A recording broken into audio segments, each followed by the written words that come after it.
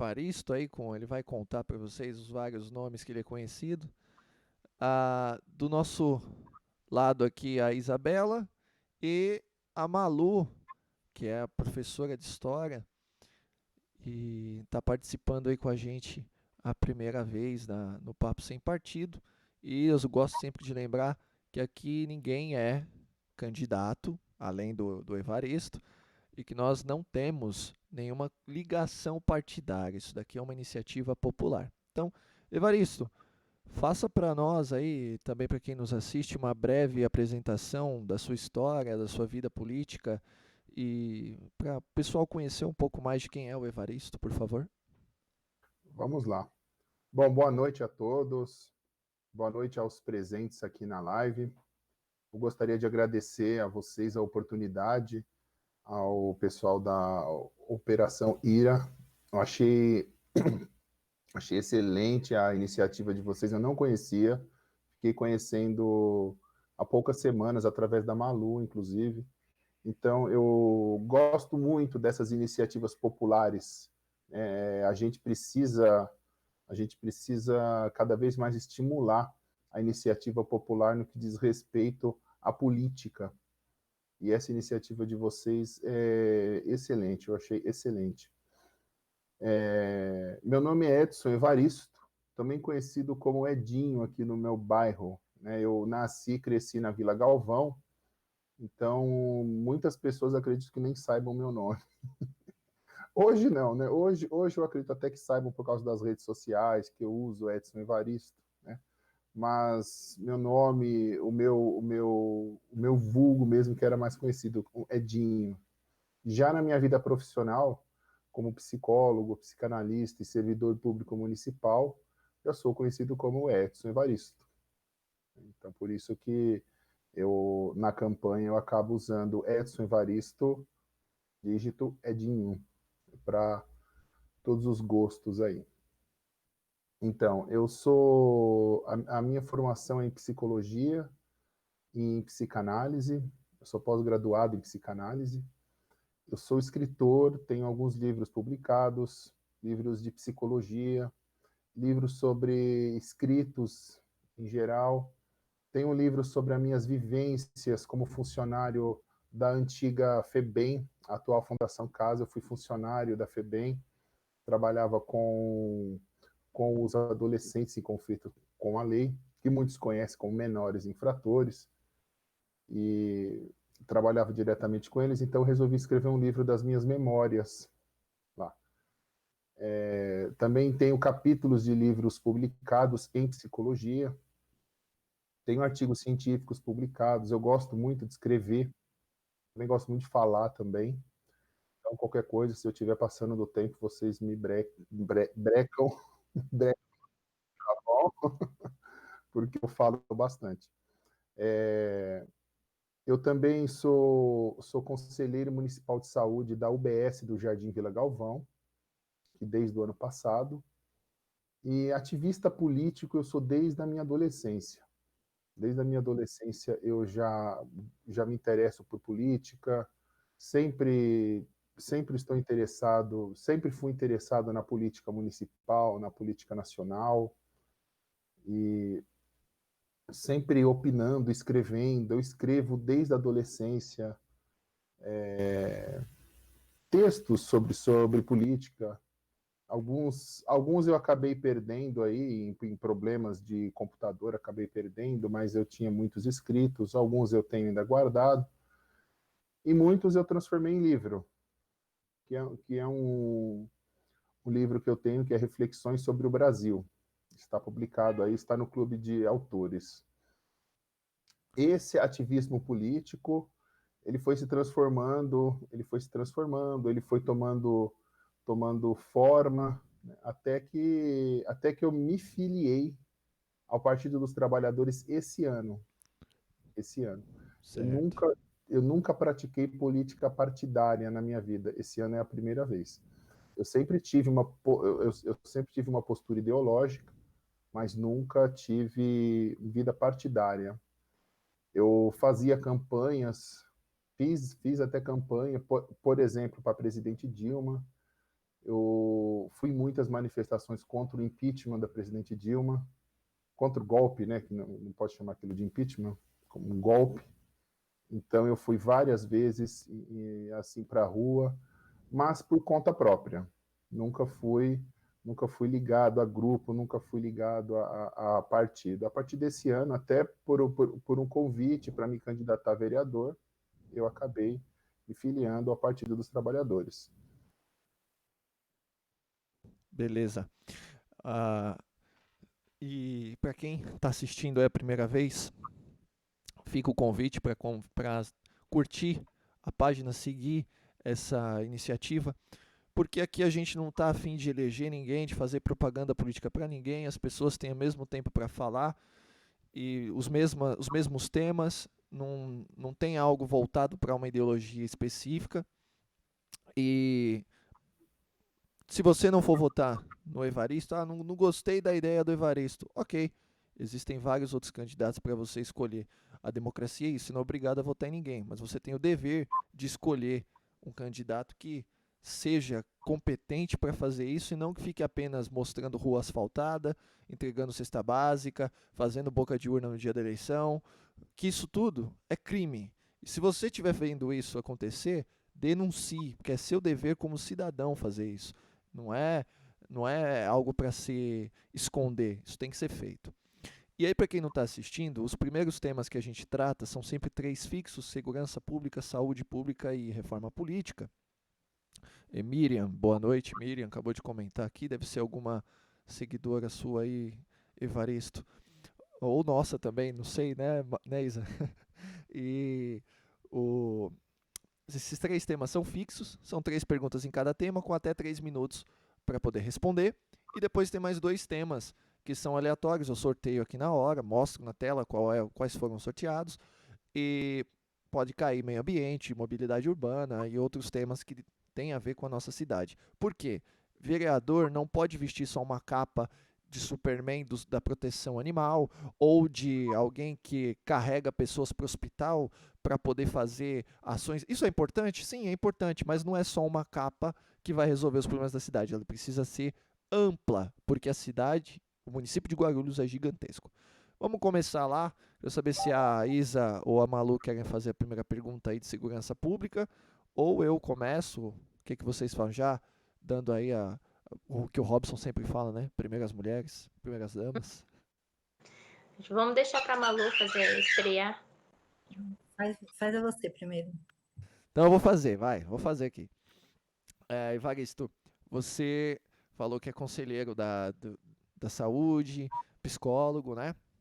Então você deve ter uma visão bem interessante sobre a punição para crimes. Como combater crimes, como prevenir crimes, que dá para ser prevenido, né?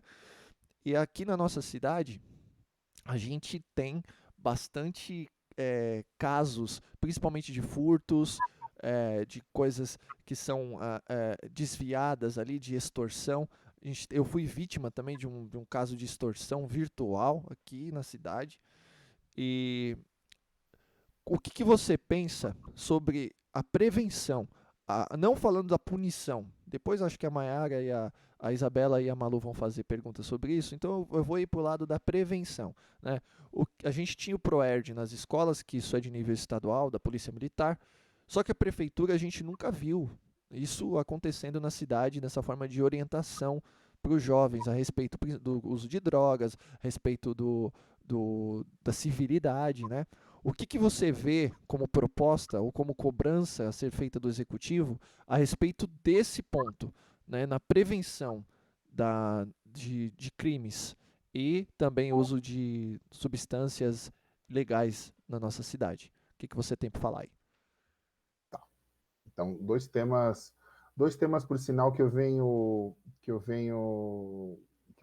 tratando aí nas últimas semanas, né, que não é necessariamente a segurança pública, mas acaba sendo interrelacionado, que são as políticas públicas para a juventude.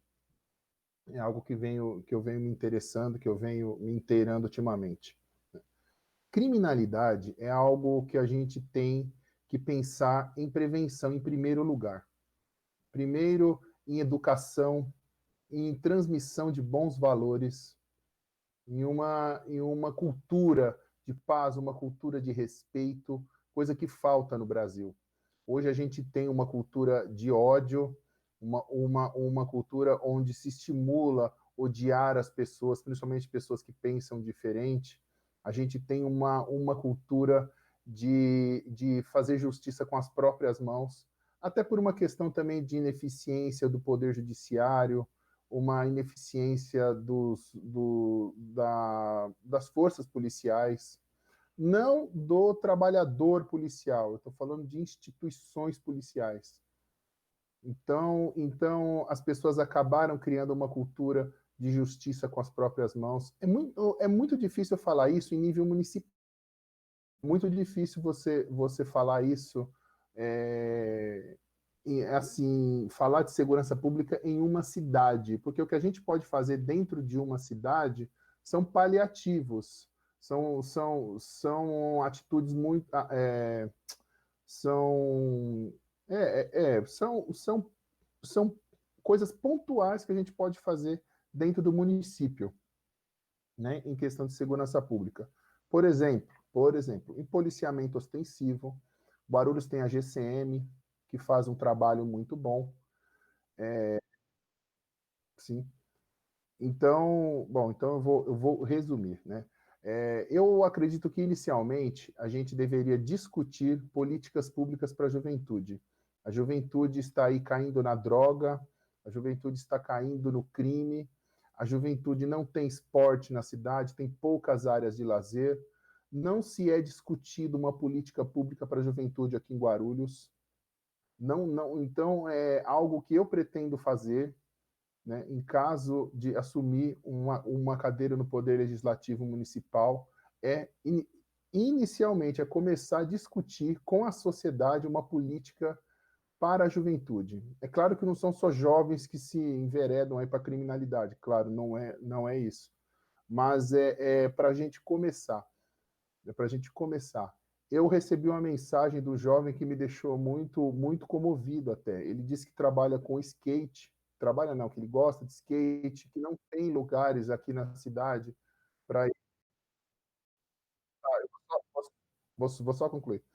E ele disse que não tem lugar aqui na cidade para áreas para eles usarem ali o skate e que ele já viu muitos amigos deles indo para o tráfico. Então, assim, não existe uma política que acolha esses jovens. É uma questão do tempo. Agora, a Isa vai fazer, Isa? Eu faço. Acho que eu já vou emendar, então, esse assunto, que acho que acaba dando um tempinho para você entrar. Ô, Miriam. Acaba dando um tempinho para você falar mais sobre o assunto, que eu vejo que você tem um pouco mais para falar. A gente vê um abuso na venda de bebidas em adegas para menores de idade. Isso influencia também nesse quesito que você está comentando sobre não ter um lugar para suportar os jovens, para cultivar, né, entretenimento, etc. A gente vê que isso acontecendo é por falta de fiscalização. Como isso pode melhorar? Como essa situação pode modificar? Olha, Isabela, há uma questão também da fiscalização. É normal, é fácil menores adquirir bebidas em qualquer lugar da cidade. Drogas, igualmente, né? É claro que a gente poderia aqui entrar em um debate sobre a política de combate a drogas no país, no mundo, que é totalmente falida. Eu nunca vi desabastecimento de droga porque a polícia prendeu muita droga. Nunca fiquei sabendo disso. Nunca faltou droga. Eu nunca soube de falta de droga. Por quê? Porque o mercado funciona. O mercado da droga está aí em plena atividade e a política de combate à droga não funciona. Não funciona. Que é uma política policialesca ainda. Só visa a apreensão da droga, mas não visa uma mudança de cultura. Hoje é normal você ver jovens exibindo garrafas de bebida em redes sociais. Né? Olha, eu não estou sendo moralista, viu? Não estou sendo moralista. Eu estou falando até com a questão de saúde, que eu mesmo na Fundação Casa, naquela época, na década passada, quando eu trabalhei lá, que chamava-se FEBEM, eu via jovens alcoólatras, meninos de 16, de 15 anos, alcoólatras. Claro que tinha usuários de drogas também, mas eu via alcoólatras, algo que você pode comprar no mercado, facilmente, facilmente. Dificilmente a caixa do mercado vai perguntar a idade ali do menino, a não ser que seja muito pequeno, né, do menino ou da menina. Então, assim, a gente precisa investir muito em educação de qualidade. E não estou falando em dinheiro, só em dinheiro. O Brasil tem muito dinheiro para educação, mas o Brasil não tem uma política educacional eficiente, uma política de respeito, uma política humanista. Tá? E em Guarulhos, a gente não tem uma política cultural também. Não tem. Agora, no 4º ano de mandato, que essa gestão, que a atual gestão, conseguiu fazer um plano municipal de cultura. Né? Eu sei que tem que ser discutido, eu sei que tem que ser debatido, mas nem tanto. Né? Isso poderia ter sido feito antes. Então, a gente não tem uma política cultural voltada para o jovem da periferia, um jovem que mora lá no Água Azul, no Bananal, no sítio São Francisco, Pimentas, ele não tem tanto acesso a lazer como jovens que moram aqui no centro. Jovens que moram do centro aqui para o oeste aqui de Guarulhos. Então, a gente precisa descentralizar os serviços públicos, descentralizar o acesso à cultura, descentralizar o acesso à educação, fazer com que o jovem de toda a cidade tenha acesso a espaços de lazer, a espaços. E o funk, eu só queria falar do funk, que muita gente reclama também e torna essa situação, esse fenômeno, um fenômeno policial, que é falta de policiamento, é falta da polícia ir lá bater, expulsar todo mundo, e não é. Isso é reflexo da falta de uma política para a juventude, falta de espaços públicos para a juventude ali se unir, se confraternizar. Não tem. E quem acaba organizando muitas festas dessas é o tráfico de drogas, que acaba atraindo os jovens para esses locais, então acaba incomodando o vizinho, venda de droga, alcoolismo e tudo. Eu tenho uma pergunta. Você falou já de coisas que precisam, né, na segurança, na educação, na saúde, que são necessárias, mas tem alguma proposta? Como que você vê a relação desses temas e quais são as propostas mesmo que você tem para solucionar esses problemas? Se tem relação, na educação seria quais as suas propostas? Olha, primeiro lugar, eu gostaria de discutir esse assunto com a sociedade, né? Eu tenho algumas ideias prontas que eu já vou falar, eu tenho algumas ideias prontas, mas eu gostaria também de discutir isso com jovens, discutir isso com a sociedade, né? Para a gente ouvir os reais interessados nesse assunto, na cultura, aí na educação, na questão do esporte, essas políticas públicas. Né? A gente precisa ouvir a população. Eu acho que muita gente, assim, a gente tem ideias prontas, mas a gente também precisa ouvir a população. As audiências públicas é um instrumento que a gente deve usar muito, que o vereador deve usar muito. Audiência pública, ouvir e conversar ali com a população. Bom, primeiro, a gente precisa criar um cronograma para manutenção das áreas de esporte na cidade, porque não existe. As quadras estão em péssimo estado, são poucas, são poucas. A gente precisa pensar também numa forma de manter essas escolas como espaços de cultura e esporte nos finais de semana, também que essas escolas ficam fechadas. Eu acho que poderiam ficar abertas ali. Tinha até um programa do governo do estado, que era o Escola da Família, se eu não me engano, era muito bacana, mas foi reduzindo, reduzindo, reduzindo, eu acredito que nem exista mais. Mas é um programa excelente, né? Criado até por um governo que eu não tenho nenhum apreço, mas o que é bom a gente deve ser dito, né, e deve ser, né, e deve ser até estimulado e praticado, não importa quem tenha feito. Então, acho que a gente deveria pensar numa espécie de escola da família aqui em Guarulhos, manter esses céus abertos de final de semana, manter as escolas de final de semana para atividades culturais voltadas para a juventude. A gente também precisa de mais espaços, mais teatros, mais espaços de lazer e mais espaços de cultura para esses jovens, né, para os jovens aqui da cidade, em vários pontos da cidade, não só aqui no centro. Eu vi atividades que aconteceriam no sábado que eram divulgadas na sexta-feira, aqui no Adamastor. Quer dizer, um jovem que precisa, às vezes, pegar 2 ônibus ou 3 ônibus aqui para chegar aqui no centro, ele não tem nem como se organizar, às vezes, até por uma questão financeira. Nós temos um sistema de transporte, além de caro, é ineficiente o nosso sistema de transporte. Então, em primeiro, eu gostaria de discutir com a população algumas políticas públicas. Em segundo, isso que eu falei, de um cronograma de manutenção, escolas abertas de final de semana e coisas do tipo. Beleza. Evaristo. É bem breve. Acho que você até comentou sobre a cobertura de quadras, né? Porque recentemente aqui no bairro houve a cobertura depois de um bom tempo de luta. 2 E anos. 2 anos. E 2 anos, né, que começaram a propor isso, né? Porque há anos que está assim. Enfim. E eu ouvi de muitas pessoas que isso não beneficiaria ninguém, com o argumento de que esse valor poderia ser investido em outra coisa do que numa quadra que não vai servir para mim. E eu acho que isso deveria ser um pouco mais realmente consumido e informatizado, porque as pessoas não entendem o que leva a segurança, o que leva um jovem, não tem a trajetória e sabe só julgar o passo final. Se houvesse realmente esse tratamento, seria totalmente diferente. Minha percepção. E que muitas pessoas não entendem porque não beneficia a si. E é bem complicado isso.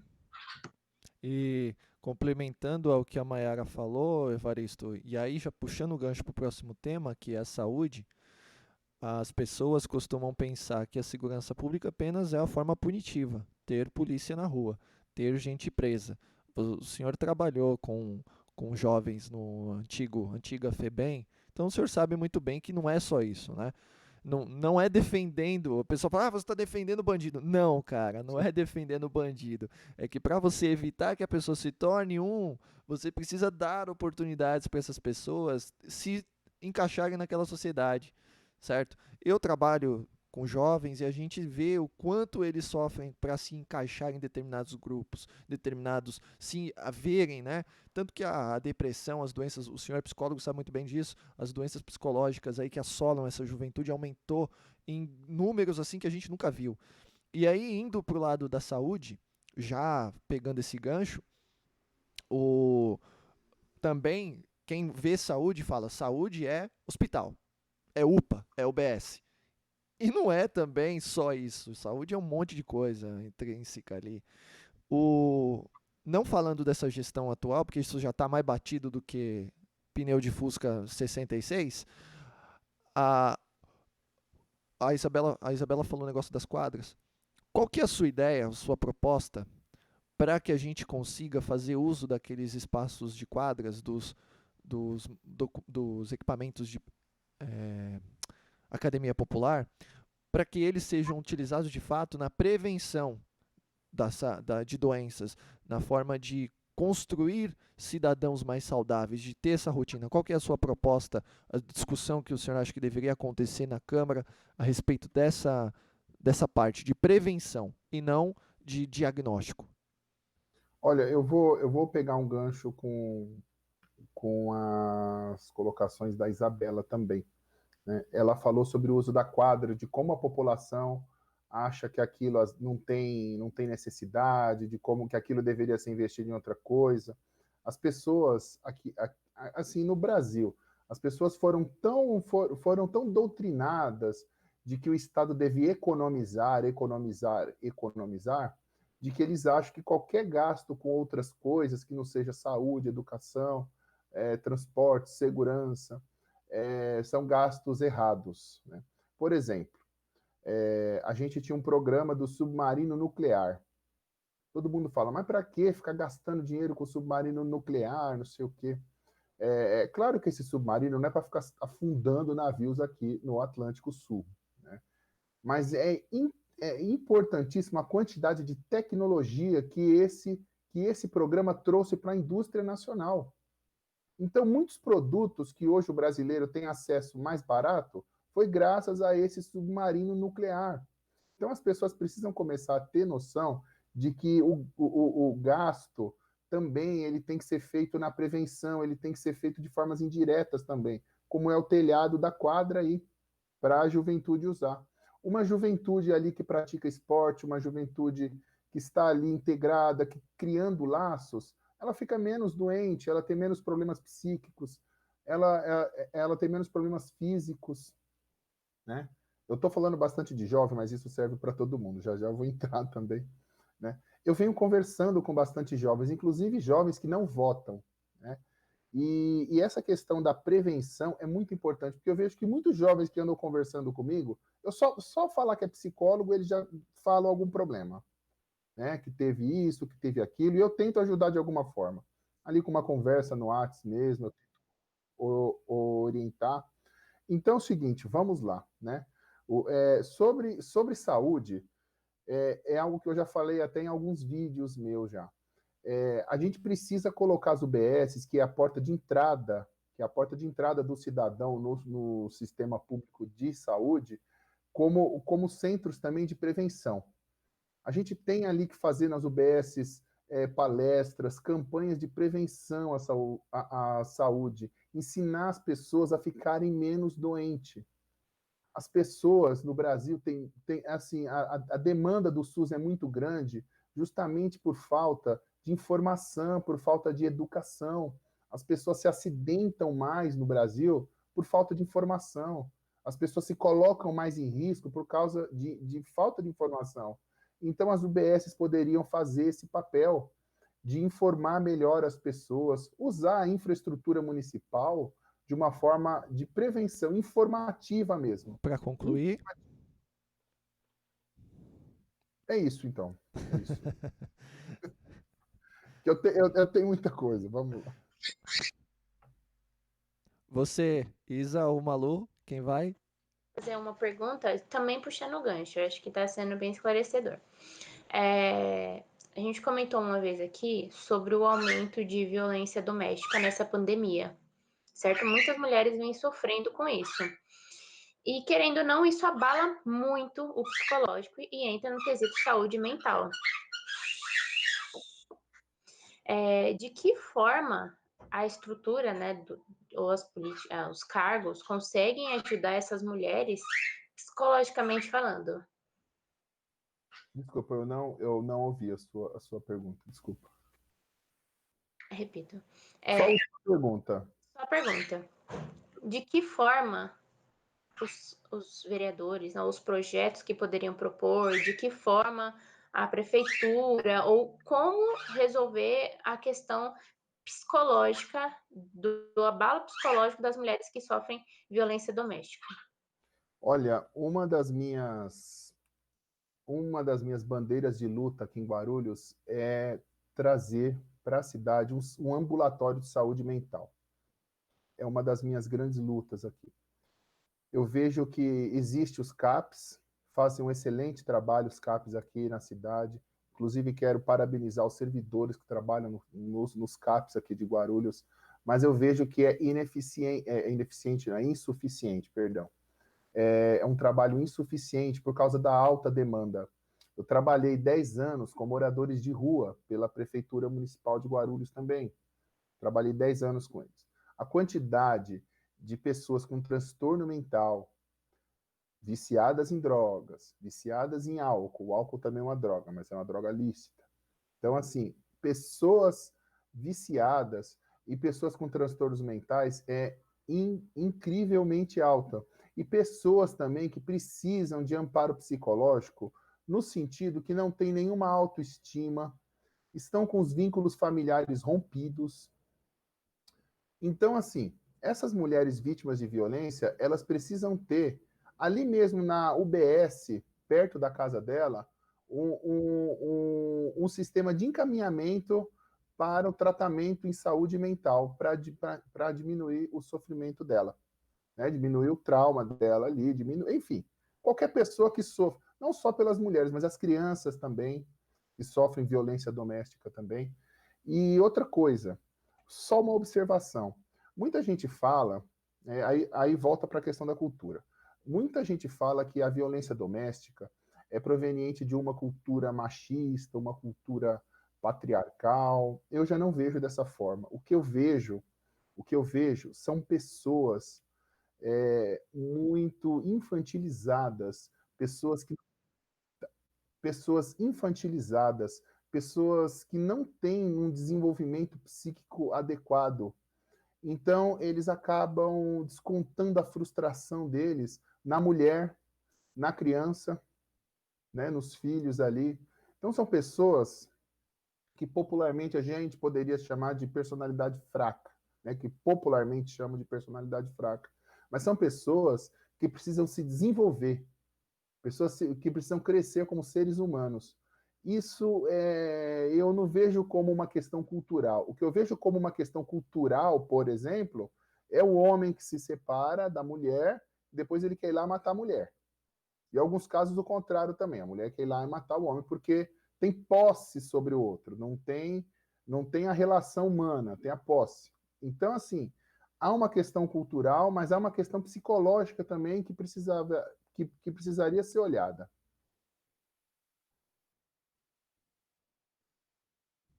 Malu faz a próxima agora. Quando você está falando em questão de cultura e tudo, a cidade de Guarulhos é muito grande e não oferece quase nada, né, cultural, quase nada de lazer, ela oferece muito pouco. E o que ele oferece, como você já disse no início, o centro ele acaba tendo mais acesso, mesmo assim não é tão divulgado. Não tem como, ou não sei se você já pensou em fazer alguma proposta nesse sentido, do que tem ser mais divulgado, é o caso mesmo da própria Academia de Letras, né, de Guarulhos, que ela funciona, ela tem eventos, e esses eventos, eles são, assim, bastante importante mesmo para a cidade e não tem divulgação. Então, quando a gente vai lá, tá vazio mesmo, meia dúzia de pessoas que participam e muitos nem sabem desses eventos. Então, não teria como ter um projeto, você já pensou nisso, ou você tem alguma proposta para que, além desses movimentos, eles também sejam divulgados para a periferia, para Guarulhos inteiro? Sim, sim. Eu fui membro da Academia Guarulhense de Letras. Eu fui membro da academia e eu me recordo que a gente fazia atividades, sim, algumas dentro das escolas, outras fora, e tinha um problema grave dessa questão da divulgação. Porque o município tem uma agenda cultural, mas é uma agenda cultural que poucas pessoas têm acesso, porque ela é muito digital, ela é mais digital. Então, assim, por exemplo, aqui no meu bairro, aqui perto do meu bairro aqui, o Lago dos Patos. O Lago dos Patos é um complexo. É um complexo. Ele tem o lago, ele tem o estádio, tem ali a biblioteca, que já foi o Museu de História Natural aqui da cidade, e tem do lado o Teatro Nelson Rodrigues. Aquilo ali poderia ser um polo de cultura e lazer exemplar aqui na cidade. Por exemplo, fazer ali palestras. A gente tem várias universidades na cidade, por que não coloca? Por que a prefeitura não firma um convênio com essas universidades para fazer com que esses alunos divulguem ali, coloquem ali o conhecimento deles em prol da população, né, para prevenção aí de abuso de drogas, prevenção de violência doméstica, prevenção de uma série de coisas, prevenção em saúde também. Quer dizer, então, assim, há um imenso potencial dentro da cidade. A cidade é cheia de universidades, inclusive com uma pública agora. Estão várias universidades e poderia fazer algo nesse sentido.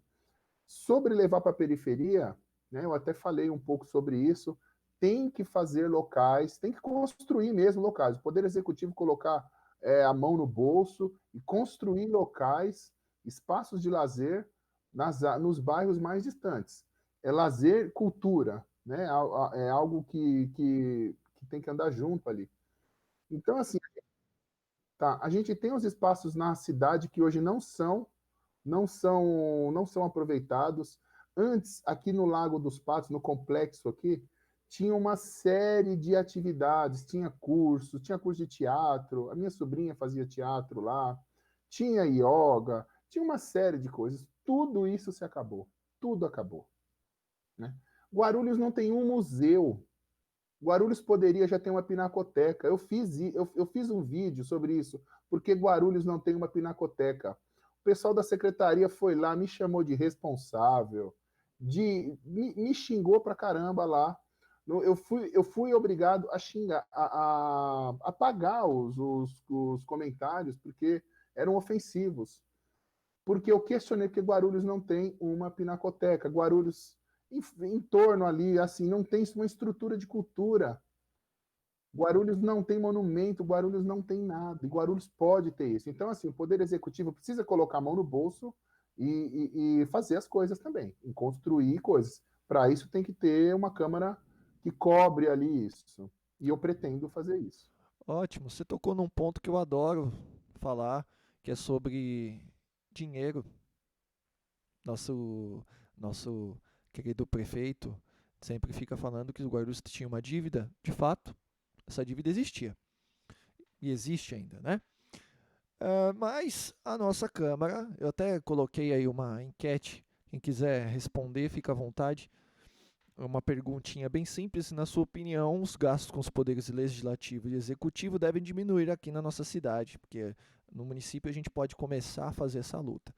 E Evaristo, você falou do falta de dinheiro. Eu não sou engenheiro, minha formação não me permite dizer sobre quantidade de gasto para construir uma pinacoteca. Mas eu acredito que com alguns milhões de reais a gente conseguiria fazer essa construção, ou até mesmo de algum espaço que seja do município, que possa até estar à venda, e nós termos condições de mantê-la, né? E esse movimento aqui, não sei se você chegou a ver a fundo, né, o que a gente quer de fato, que é a diminuição de gastos com isso. Por quê? Eu sou servidor público, assim como você, a Malu também é, e nós temos o nosso salário, nós somos assalariados. O vereador não é. O vereador ele chega no cargo eletivo, ele vai receber subsídio, que é um dinheiro público, não é um dinheiro privado, é um dinheiro nosso. Né? E esse subsídio ele foge da realidade da maioria dos guarulhenses. Guarulhenses aqui, de acordo com o IBGE, vive aí com mais ou menos R$ 2.600, R$ 2.800, de acordo com o dado lá do IBGE. Não sou eu que estou inventando, está lá no site do IBGE. Quem quiser consultar é só entrar aí no site e pesquisar na cidade de Guarulhos. E o subsídio de vereador, ele passa dos R$ 10.000, é R$ 15.000, mais de 15 mil, 15.280 e pouco. E a gente quer a diminuição desses valores. Fazendo essa diminuição, não só dos vereadores, mas de vários cargos que existem ali na Câmara, a gente conseguiria uma economia de mais ou menos 32 milhões por ano. Daria para construir uma pinacoteca, eu acho, com bastante folga. Eu acredito que daria. Isso saindo do dinheiro deles, que eles usam para fazer, inclusive, propagandas deles mesmo, com espaços culturais, para permear ali naquele município, naquele bairro específico, e apenas isso. Acho que uma pinacoteca seria muito melhor e daria para bastante gente ver. Então, o que eu te pergunto aqui, falando da reforma política já, você acha que esse subsídio de 15 mil representa, de fato, a realidade dos munícipes de Guarulhos? Ou esse valor deveria ser menor? Porque o cara ele vivia com uma renda até então, e a partir do momento que ele é eleito, essa renda se multiplica por até 3 vezes. O que você acha disso, Evaristo? Conta pra gente. Então, não só o salário deveria ser, esse subsídio, né, deveria ser menor, eu acho que deveria ser pautado em índice da cesta básica, em outras coisas, né, que dizia assim, qual que é aqueles estudos que o IBGE faz assim, Quanto que o brasileiro deveria ganhar para conseguir fazer isso? Ah, é 5 mil, 4 mil, 6 mil. Então, eu acho que o salário do vereador deveria ser nessa medida. Deveria ser nessa medida. Mas também deveria ser assim. Eu acho que o vereador ele deveria ter assim, ou ter uma dedicação total à vereança, tomar total ali a vereança, ou se for uma dedicação esporádica, por exemplo, 2, 3 dias ali da semana, né, sendo que ele pode manter a profissão dele, eu acho que essa questão do subsídio deveria ser rediscutida. Rediscutida. Verba de gabinete. É um absurdo o vereador, o prefeito, sei lá quem quer que seja, o deputado, o senador, o deputado estadual, ele poder contratar assessores dele com dinheiro público. Se eu quero contratar meus assessores, se eu quero pagar meus assessores, eu tenho que usar o meu dinheiro do meu bolso. Porque eu acho assim, o vereador, ele é eleito, ele deveria ter uma quantidade X de servidores da Câmara Municipal para trabalhar no gabinete dele. Alguém ali para atender telefone, cuidar da agenda, alguma coisa assim. Mas servidores da Câmara Municipal. Da Câmara. Porque esse servidor, o vereador saía, outro vereador entra, iria ser o mesmo grupo ali de funcionários trabalhando ali, sem afinidade ou, né, independente da afinidade ideológica que o servidor tem, né? Mas deveriam ser servidores de carreira da casa. Então, assim, tem muita coisa que precisaria ser mudada mesmo, né? Essa questão do vereador ter verbas para isso, verbas para aquilo, a gente sabe que isso não é usado só para o trabalho dele, é usado também para fins eleitorais, o que é ilegal. É normal ali a gente vê, normal assim, né? É comum, normal, né? Comum. É comum a gente ver ali pessoas usando a máquina pública para se promover ali, para se reeleger para fins eleitorais. E muito dessa verba de gabinete é usado para isso. Então, assim, isso precisa ser repensado, isso aí precisa ser muito discutido. Eu acho que, mais uma vez, a gente precisa colocar isso em pauta para a população também discutir. Eu acho que não precisa cortar tudo.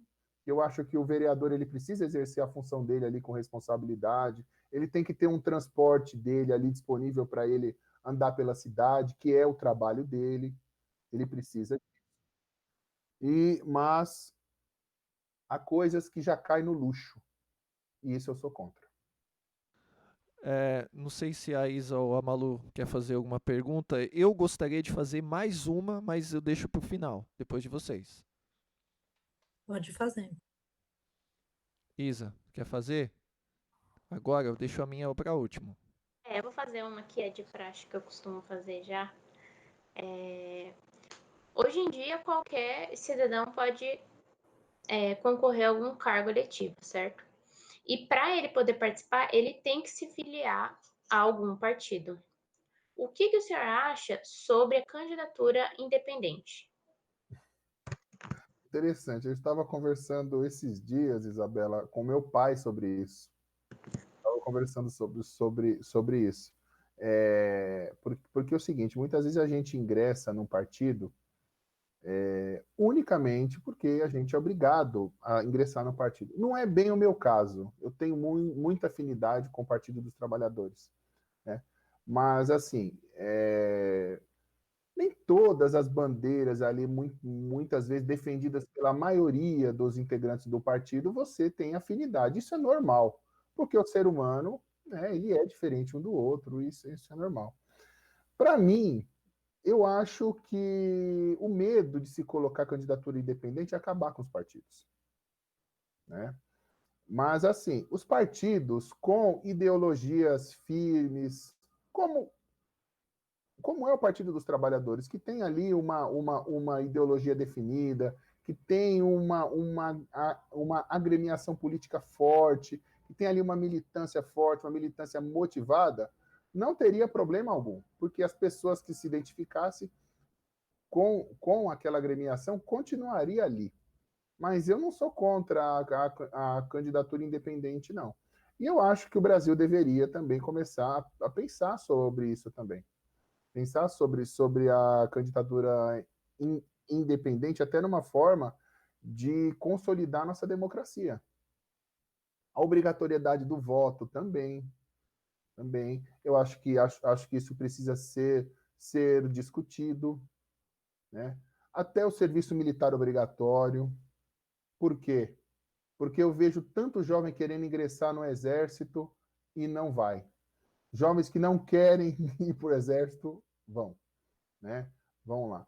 Eu acho muito saudável, né? Eu acho muitos ensinamentos que tem lá no exército, claro. Eu não servi ao exército, mas eu conheço muita gente que tem. E eu acho que é muito saudável para muitos jovens, mas eu acho que a motivação pessoal seria importante também. Então, essa questão do voto facultativo e a eleição de candidatura independente é algo que o Brasil precisa começar a discutir, sim. Eu sou favorável.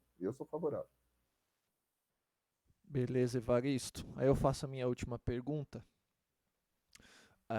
Você falou aí da assessoria de ser funcionários da casa, da Câmara.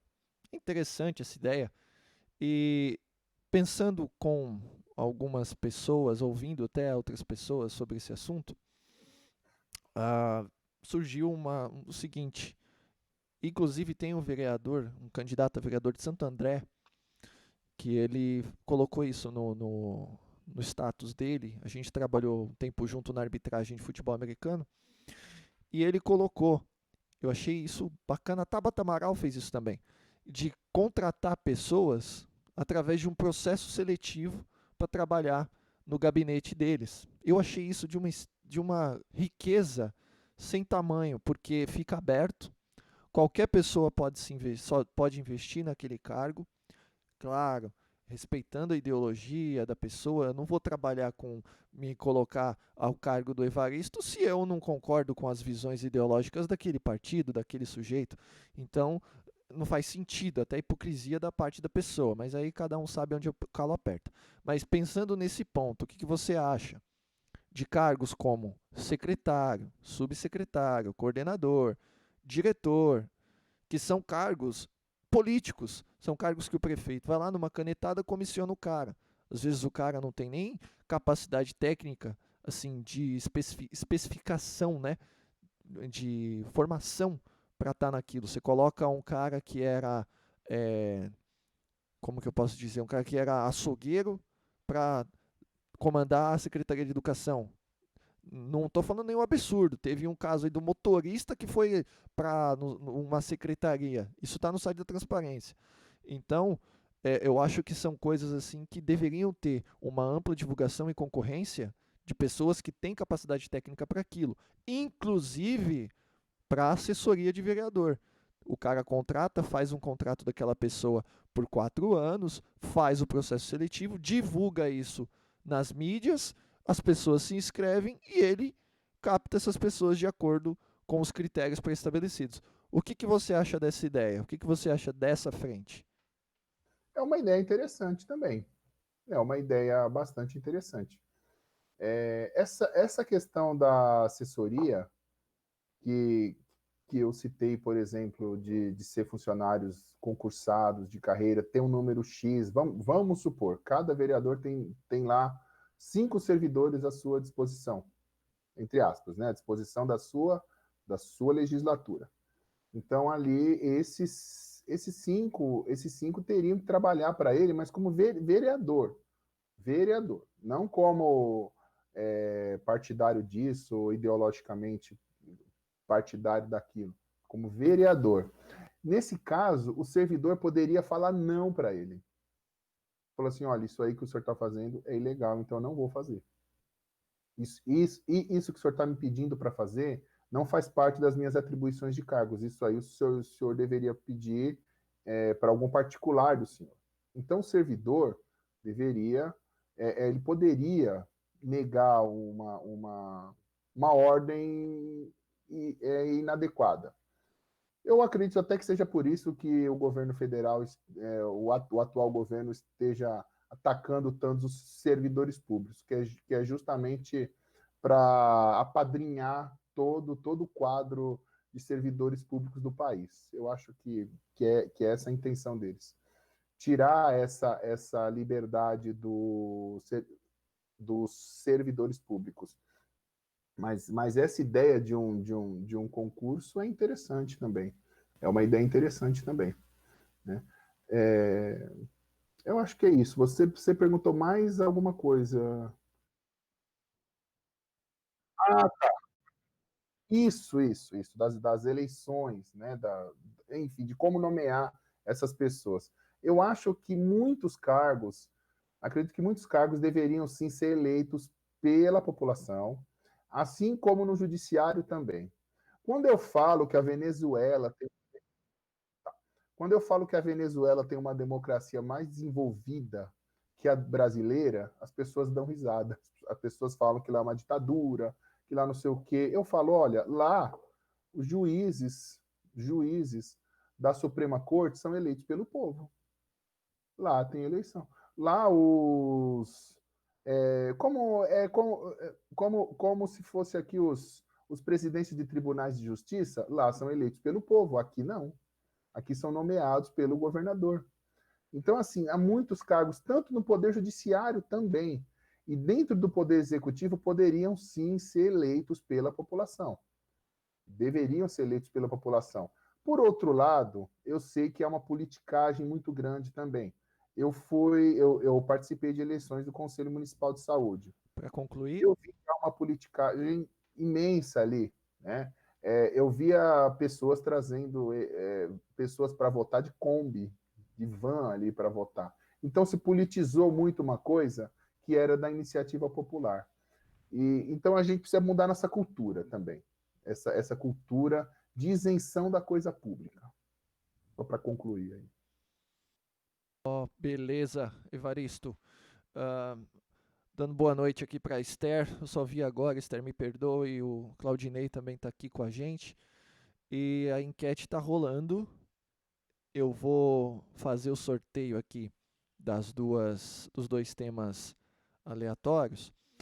E para quem está aí acompanhando e quiser fazer alguma pergunta para o Evaristo, coloca aí nos comentários que no final a Isa faz as perguntas para o candidato. E lembrando que agora nos aleatórios, Evaristo, você tem 5 minutos e é apenas uma pergunta de cada tema. Vou fazer o sorteio aqui e mostrar na tela o que caiu. Ó, caiu habitação e mobilidade urbana. Malu, Isa, quem quer fazer aí sobre habitação? Eu posso fazer de mobilidade? Ah, quer fazer, Malu? A Malu quer fazer de mobilidade, então a Isa faz de habitação ou quer que eu faça? Eu vou fazer de mobilidade, certo? E eu assim. Isso. Você já possui planos para tornar a mobilidade urbana de Guarulhos mais sustentável? Olha, eu venho fazendo algumas lives, né? E algumas lives eu tratei disso, sobre essa questão de mobilidade urbana e sobre a questão também do acesso a pessoas especiais, pessoas com deficiências física e mental, a certos serviços públicos, a esporte, a lazer, que ainda é bastante deficitário aqui no Brasil, em Guarulhos não é diferente. Guarulhos não é diferente. Há poucos dias eu fiz uma live há poucas semanas, na verdade, eu fiz uma live sobre autismo. Né? E minha prima comentou ali da necessidade de se fazer, de se criar espaços de lazer e esporte para pessoas especiais, né? Que a gente não tem, que a gente não tem. E isso se reflete também na mobilidade urbana. Né? Não é só rampinha, na mobilidade urbana não é só rampinha nas calçadas, não. não é só isso, é uma série de medidas que precisariam ser tomadas, né? Porque a nossa organização urbanística é terrível. A gente tem passeios pequenos, né? As calçadas que chamam, né? As calçadas são pequenas, são curtas, são todas irregulares. É impossível você andar com um carrinho de bebê, com uma cadeira de rodas ali. É praticamente impossível você andar numa calçada, porque elas são todas irregulares. Então precisaria ter uma lei que regulasse isso. A gente precisa aí consultar engenheiros, consultar urbanistas, consultar arquitetos para a gente rever esse tipo de situação. Porque é impossível andar em certos trechos de calçadas aqui na cidade, né? Então, assim, precisa discutir também com os interessados, aquilo da audiência pública, discutir diretamente com os deficientes, discutir com as associações de deficientes, com as associações de pessoas especiais. Então, a gente precisa discutir com essas pessoas medidas aí que melhorariam a vida delas, né? E algo que eu quero fazer aqui é fomentar o esporte para pessoas deficientes, física e mental. E isso vai incluir também uma discussão de como incluir essas pessoas na vida urbana, na vida urbana, que muito se discute, muito se fala, mas pouco se fez. As rampas nas calçadas já foi um grande avanço, apesar que tem rampas aí que não dão em lugar nenhum, mas a gente, eu já vi muitas rampas que não dão em lugar nenhum, mas a gente precisa rediscutir isso aí, a questão das calçadas, a questão do acesso a comércios, questão do acesso ali, até mesmo a repartições públicas. Tem repartições públicas que têm dificuldade do cadeirante acessar. Então, tudo isso a gente precisa rediscutir e conversar sobre isso. A gente precisa conversar com a sociedade, com esses interessados sobre esse tema, sobre esse assunto, né? É aquilo que eu falo. Eu não tenho algumas situações você tem ideias prontas, mas outras eu acho que precisariam ser discutidas com os reais interessados. É muito fácil falar de racismo.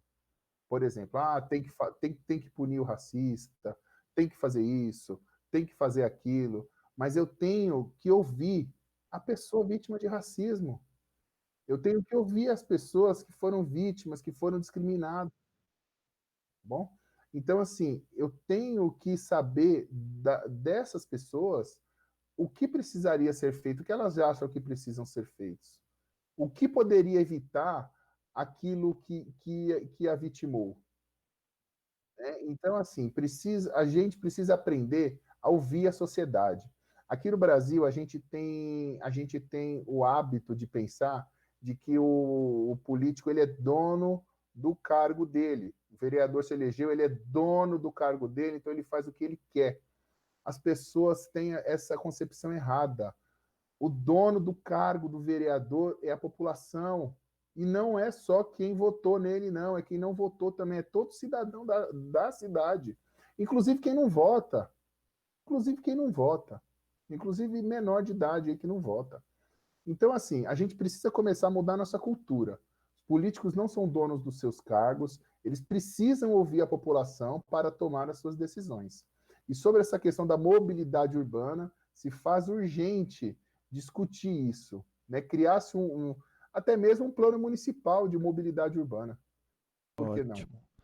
Malu, sobre habitação agora.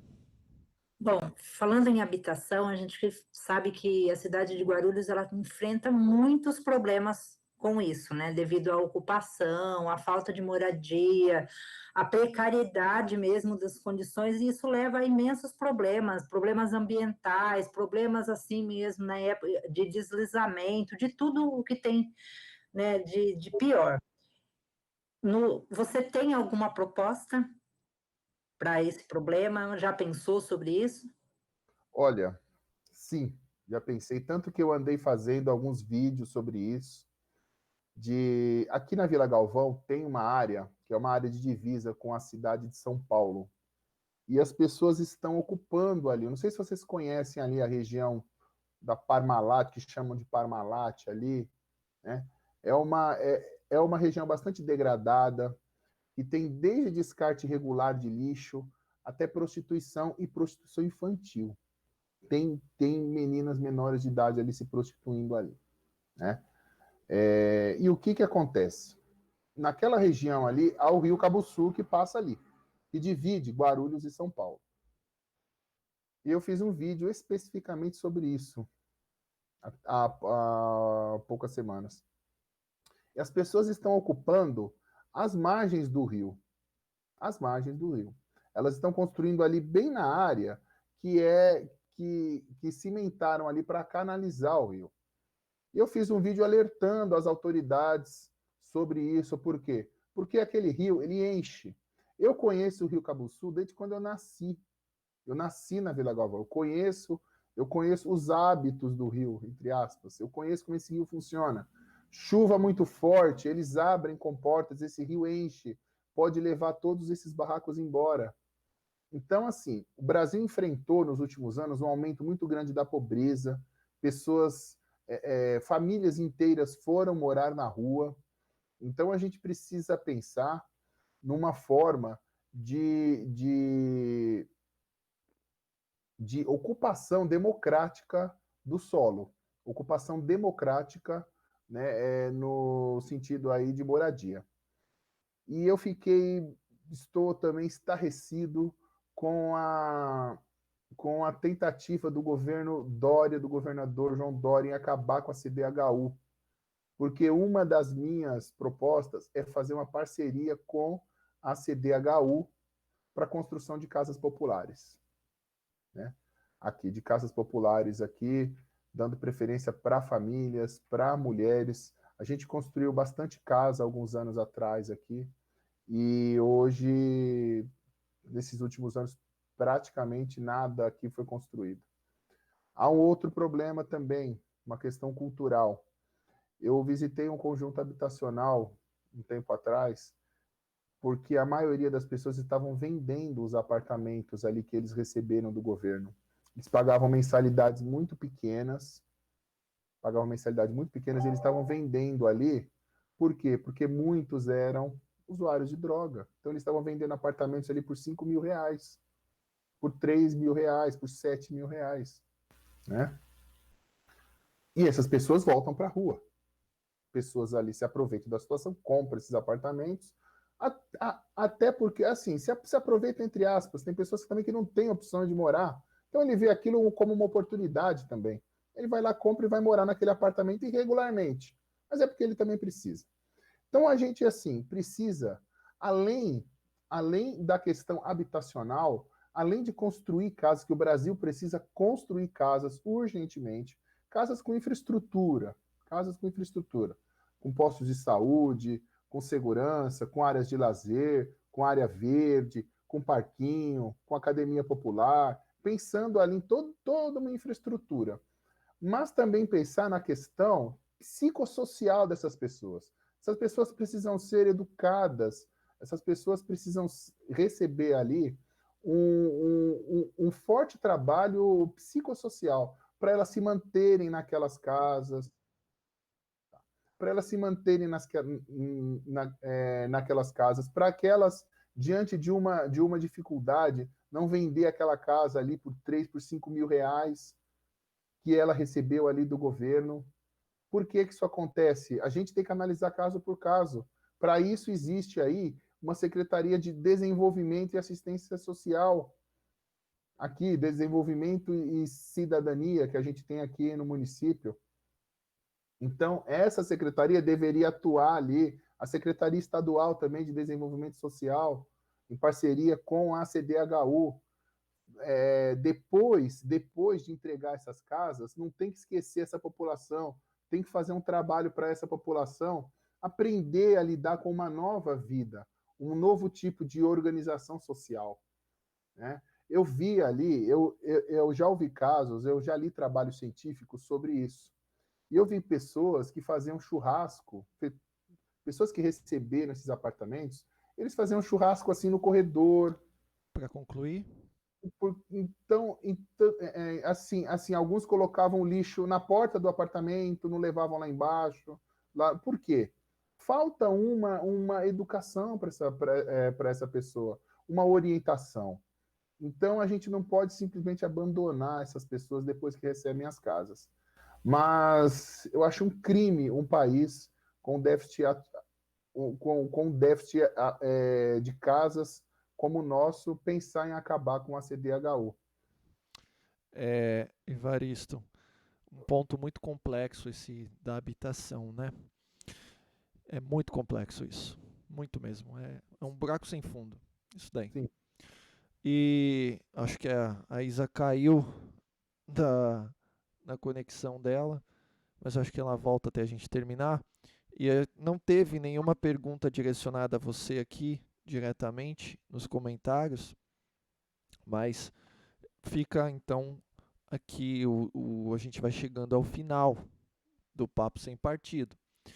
E eu deixo o meu muito obrigado, desejo sorte à sua campanha, que você consiga aí o engajamento necessário para que você pleiteie uma cadeira lá na Câmara e faça parte, né, dos 34 representantes do Legislativo. Pergunto a você, né, como suas considerações finais virão agora.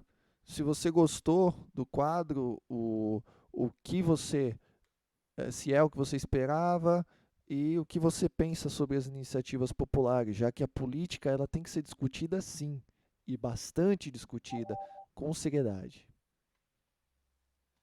Então, eu gostei muito dessa experiência. Na verdade, é uma oportunidade que nós pequenos candidatos, né, candidatos que não são tão conhecidos, que não têm a máquina pública do lado, não tem grandes patrocinadores, que é o meu caso, que estou fazendo uma campanha bastante humilde.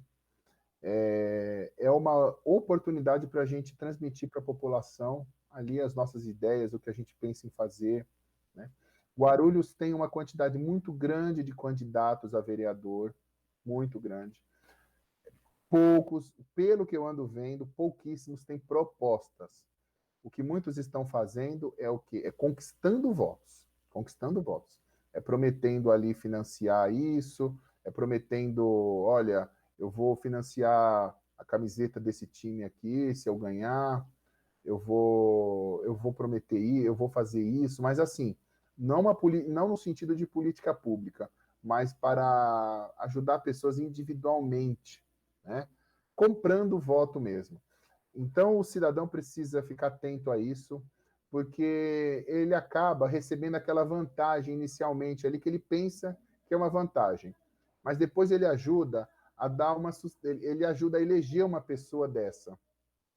Depois ele não sabe porque falta remédio no posto de saúde, por que o pai ou a mãe dele foi lá no hospital, acabou ficando 3 horas para receber um leito.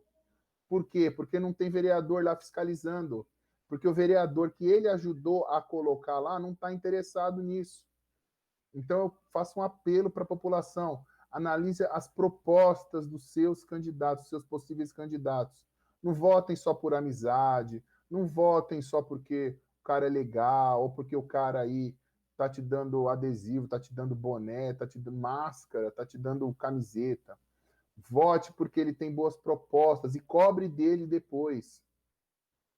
Vamos acabar com essa concepção de que existe político de oposição e político de situação. Existe ali os vereadores que apoiam o prefeito e vereadores que não apoiam o prefeito.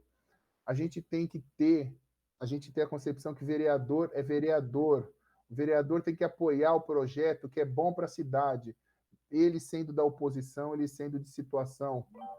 O vereador ele tem que ir contra projetos, mesmo que o prefeito seja do mesmo partido que o dele. Se o projeto não for bom para a cidade, ele tem que ir contra. Então, assim, a gente precisa começar a mudar essa situação de conveniência, de conchavo. O vereador, o único compromisso do vereador deve ser com a sociedade. Então, a gente precisa começar a mudar essas concepções.